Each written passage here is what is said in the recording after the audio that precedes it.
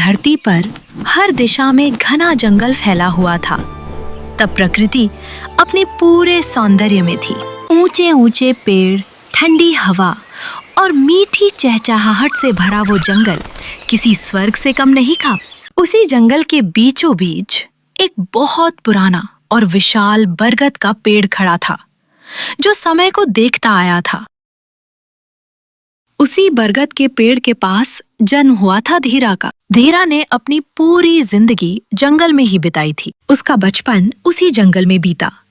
वहीं वो खेला कूदा, दोस्तों के साथ हंसा और हर दिन भोजन भी जंगल से ही मिल जाता था। उसके लिए जंगल ही उसका घर था और वही उसकी पूरी दुनिया थी। उसको कभी शहर देखने की जरूरत ही नहीं पड़ी, क्योंकि हर खुशी वही मिल जाती थी। बरगद का पेड़ धीरा का सबसे पुराना साथी था, जो चुपचाप उसकी हर बात सुनता रहता था। समय बीतता गया और जंगल में धीरे धीरे बदलाव आने लगे।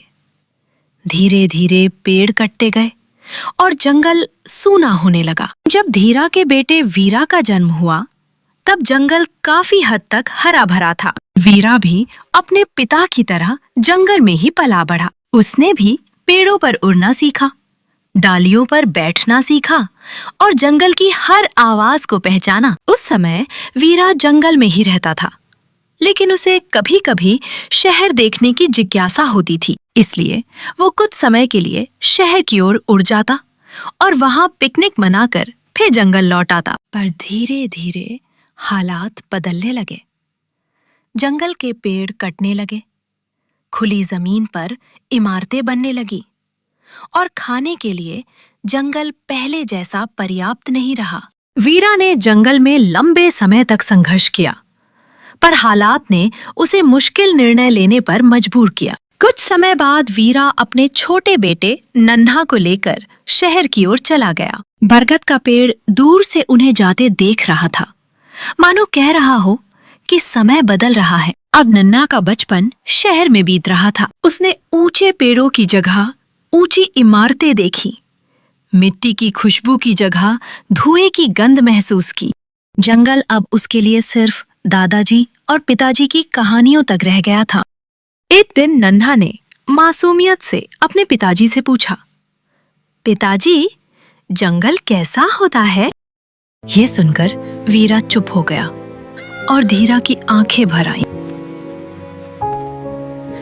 वीरा ने नन्हा से कहा, मैं तुम्हें जरूर जंगल लेकर चलूंगा। फिर एक दिन तीनों पीढ़ियां, दादाजी धीरा, पिताजी वीरा और नन्हा मिलकर जंगल के उस पुराने बरगद के पेड़ के पास पहुंचे। नन्हा ने पहली बार खुला आसमान देखा, असली पेड़ को छुआ और मिट्टी पर बैठकर हवा को महसूस किया।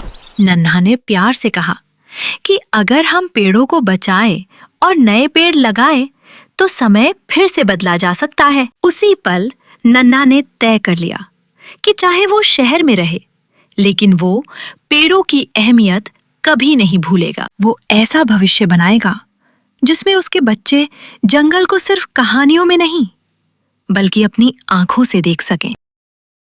बरगद पर नई कोपल उगी, जैसे भविष्य मुस्कुरा रहा हो।